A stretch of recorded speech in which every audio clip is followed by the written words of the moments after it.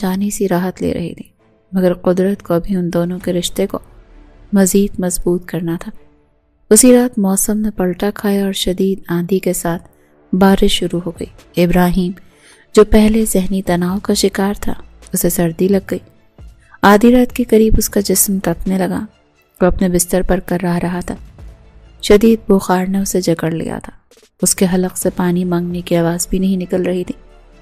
نمرا جو گیسٹ روم میں جاگ رہی تھی، اسے ابراہیم کے کمرے سے گرنے کی آواز آئی۔ وہ چونک کر اٹھی۔ پہلے تو وہ ڈری کہ شاید ابراہیم غصے میں کچھ توڑ رہا ہے، مگر پھر کسی کے کراہنے کی آواز آئی۔ نمرا نے اپنی چادر سنبھالی اور ڈرتے ڈرتے ابراہیم کے دروازے تک گئی۔ دروازہ کھلا تھا۔ ابراہیم بیڈ کے نیچے قالین پر گرا ہوا تھا اور کانپ رہا تھا۔ نمرا کی تڑپ جاگ اٹھی۔ وہ بھاگ کر اس کے پاس گئی۔ اس کا ماتھا چھوا تو وہ دہک رہا تھا۔ ڈاکٹر صاحب، آپ کو تو بہت تیز بخار ہے، نمرا نے پریشانی سے کہا اور اسے سہارا دے کر بڑی مشکل سے بیڈ پر لٹایا۔ ابراہیم نیم بے ہوشی میں تھا۔ اس نے آنکھیں کھولنے کی کوشش کی، مگر نقاہت بہت زیادہ تھی۔ پانی، اس نے سرگوشی کی۔ نمرا نے فوراً پانی کا گلاس اس کے لبوں سے لگایا اور پھر کچن سے ٹھنڈا پانی اور تولیہ لے کر آئی۔ ساری رات نمرا اس کے سرہانے بیٹھی رہی اور اس کے ماتھے پر ٹھنڈی پٹیاں رکھتی رہی۔ وہ بار بار اس کا ٹیمپریچر چیک کرتی اور دعا کرتی کہ ابراہیم بے ہوشی کے عالم میں کبھی کبھی بڑبڑاتا۔ نمرا سمجھ نہیں پا رہی تھی، مگر اسے اتنا سکون تھا کہ یہ شخص اب اسے تکلیف نہیں دے گا۔ نہ جانے رات کا کون سا پہر تھا جب اس کے ماتھے پر پٹیاں رکھنے کے بعد خود بھی نیند کی وادیوں میں جا چکی تھی۔ ہوش تو اسے اس وقت اڑے جب اسے اپنے وجود پر ہاتھ رینگتا ہوا محسوس ہوا۔ اسے اپنی دھڑکنوں پر گدگدی سی محسوس ہو رہی تھی۔ پہلے تو اسے لگا شاید یہ خواب ہے، لیکن جیسے اس نے اپنے سینے کی طرف ہاتھ بڑھایا تو اسے جھٹکا لگا۔ اس کی آنکھیں کھل چکی تھی، کیونکہ وہ جس طرح نیم دراز ابراہیم کے پاس لیٹی تھی، ابراہیم کا ہاتھ اب اس کے وجود پر گردش کر رہا تھا۔ وہ شرم سے سرخ لال ہو چکی تھی۔ ہڑبڑاتے ہوئے کہنے لگی، آپ یہ کیا کر رہے ہیں؟ اس نے ابراہیم کا ہاتھ پکڑ کر نیچے رکھنا چاہا، لیکن ابراہیم اب غنودگی میں ہی اپنا ہاتھ اس کی تھائی پر پھیرنے لگا۔ پھر بڑبڑا کر کہنے لگا، مجھے سکون چاہیے، میری تکلیف کو کم کرو پلیز، مجھے سکون دو، میرا بخار ایسے کم نہیں ہوگا، میری ہیلپ کرو۔ وہ اپنا چہرہ اس کے کان کے قریب لے کر اس کے الفاظ سننے لگی۔ جب ابراہیم نے اسے کمر سے ہاتھ ڈال کر اپنے بے حد قریب کر لیا، نمرا کا تو سانس سینے میں اٹک چکا تھا۔ وہ اب بڑبڑا کر کہنے لگا، کیا کر رہی ہو تمہیں انجیکشن لگانے کے بہانے گندی حرکت کی ہے۔ جانتے ہو جب ایک شوہر اپنی بیوی کے ساتھ ایسا ویسا کچھ کرتے ہیں تو کیا ہوتا ہے، اور جب میں تمہارے ساتھ کروں گا نا تو پھر تمہیں پتہ چلے گا۔ یہ کہہ کر وہ اس پر حاوی ہونے لگا تھا۔ نمرا کو تو اپنا سانس رکتا ہوا محسوس ہوا۔ اسے تو ابراہیم کا دہکتا وجود پسینے میں شرابور کر چکا تھا۔ وہ کہنے لگی، پلیز آپ ابھی ہوش میں نہیں ہیں، آپ ایسا کچھ مت کریں پلیز۔ اگر آپ کو ہوش آ گئی تو آپ مجھ پر بہت غصہ کریں گے، آپ سمجھیں گے شاید یہ سب کچھ آپ کے ساتھ میں نے کیا ہے۔ لیکن ابراہیم اب بے بس ہو چکا تھا، بے قابو ہو کر اس پر حاوی ہوتا چلا گیا تھا اور اس کے وجود پر اپنا لمس چھوڑنے لگا۔ اس کی گرفت میں کسمساتی ہوئی نمرا بھی اب بے بس ہو چکی تھی اور اپنا آپ وہ ڈاکٹر ابراہیم کو سونپ چکی تھی۔ بخار کی کیفیت میں ہی وہ اسے اپنا بنا چکا تھا۔ خوف کے مارے نمرا اگلے ہی پل اس سے الگ ہوئی اور فوراً سے بیڈ سے اٹھ کر نیچے بیٹھ گئی۔ اسے ڈر لگ رہا تھا کہ کیا کل صبح ابراہیم کو یاد آیا تو اس پر ہی غصہ کرے گا۔ اس سے بد کردار لڑکی نے جان بوجھ کر بخار کی حالت میں اس کے ساتھ یہ سب کچھ کیا۔ اسے اپنے وجود میں درد بھی محسوس ہو رہا تھا۔ صبح کی اذانیں ہو رہی تھی جب ابراہیم کا بخار ٹوٹا اور وہ گہری نیند سو گیا۔ نمرا بھی تھکن سے نڈھال ہو کر وہیں بیڈ کے کنارے سر رکھ کر قالین پر بیٹھے بیٹھے سو گئی۔ سورج کی تیز کرنیں جب کمرے میں داخل ہوئیں تو ابراہیم کی آنکھ کھلی۔ اس کا سر بھاری تھا مگر جسم ہلکا محسوس ہو رہا تھا۔ اس نے کروٹ لی تو اس کا ہاتھ کسی نرم چیز سے ٹکرایا۔ اس نے چونک کر دیکھا تو نمرا کے ہاتھ کے پاس سر رکھے بے خبر سو رہی تھی۔ اس کے چہرے پر تھکن تھی اور دوپٹہ سر سے ڈھلکا ہوا تھا۔ ابراہیم کی نظریں اس کے معصوم چہرے پر جم گئیں۔ یہ وہی لڑکی تھی جسے اس نے چچوری کہا تھا۔ ابراہیم کو اپنے کہے ہوئے الفاظ پر گھن آنے لگی اور اسے وہ لمحہ یاد آیا جب اس نے اسے بیڈ پر پھینکا تھا۔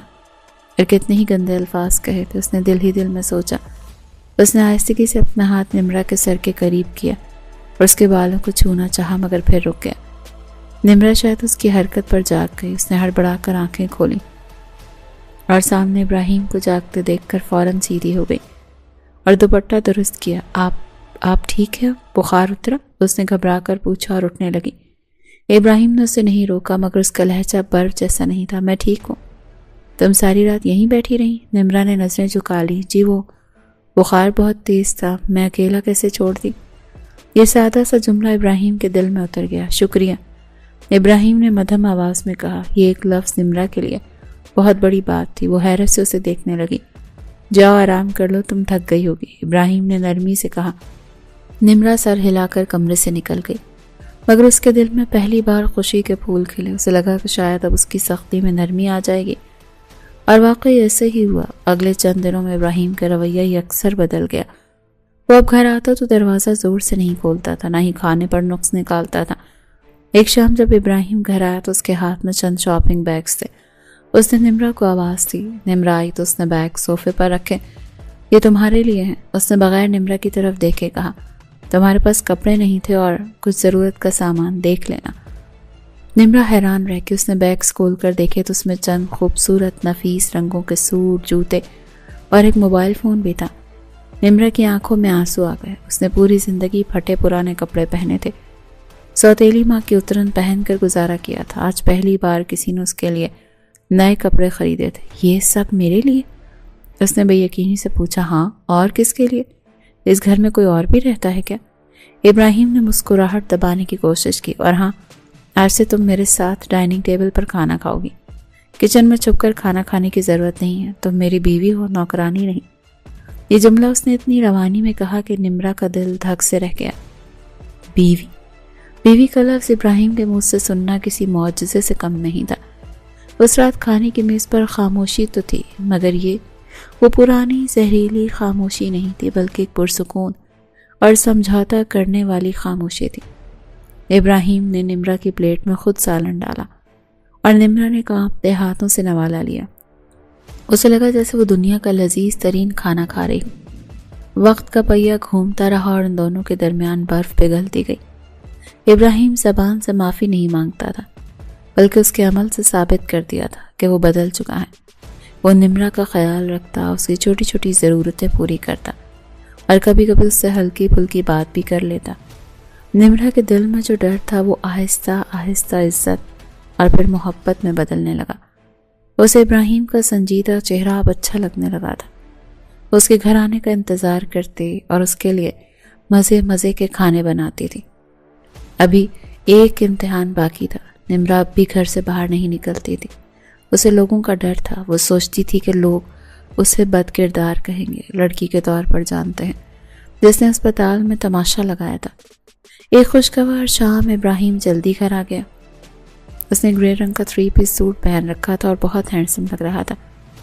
اس نے نمرا کو تیار ہونے کے لیے کہا۔ تیار ہو جاؤ، ہم باہر جا رہے ہیں۔ نمرا کے ہاتھ پاؤں ٹھنڈے پڑ گئے۔ باہر؟ لیکن ڈاکٹر صاحب، لوگ کیا کہیں گے؟ سب مجھے پہچانتے ہیں، وہ باتیں کریں گے کہ یہ وہی لڑکی ہے۔ نمرا کی آنکھوں میں خوف امڑ آیا۔ ابراہیم اس کے قریب آیا اور اس کے دونوں کاندھوں پر ہاتھ رکھ کر اسے شیشے کے سامنے کھڑا کر دیا۔ میری طرف دیکھو، اس نے آئینے میں نمرا کی آنکھوں میں آنکھیں ڈال کر کہا۔ لوگوں کا کام باتیں کرنا ہے، مگر میرے لیے صرف یہ اہم ہے کہ تم کون ہو۔ اس نے ایک لمحے کا توقف کیا اور پھر وہ جملہ کہا جس نے نمرا کی روح کو سرشار کر دیا۔ تم ڈاکٹر ابراہیم کی عزت ہو، اور میری عزت پر انگلی اٹھانے کی جرت اس شہر میں کسی کو بھی نہیں ہے۔ جو بھی تمہاری طرف غلط نظر سے دیکھے گا اسے مجھ سے نمٹنا ہوگا۔ جاؤ، تیار ہو جاؤ، میں انتظار کر رہا ہوں۔ نمرا کی آنکھوں سے آنسو بہہ نکلے، مگر یہ خوشی کے آنسو تھے۔ اسے پہلی بار کسی نے اتنا مان دیا تھا۔ اس نے گلابی رنگ کا وہ جوڑا پہنا جو ابراہیم لایا تھا، اور جب وہ تیار ہو کر باہر آئی تو ابراہیم کی نظریں اس پر ٹھہر گئیں۔ وہ سادگی میں بھی قیامت ڈھا رہی تھی۔ ابراہیم نے گاڑی کا دروازہ کھولا اور اسے بٹھایا۔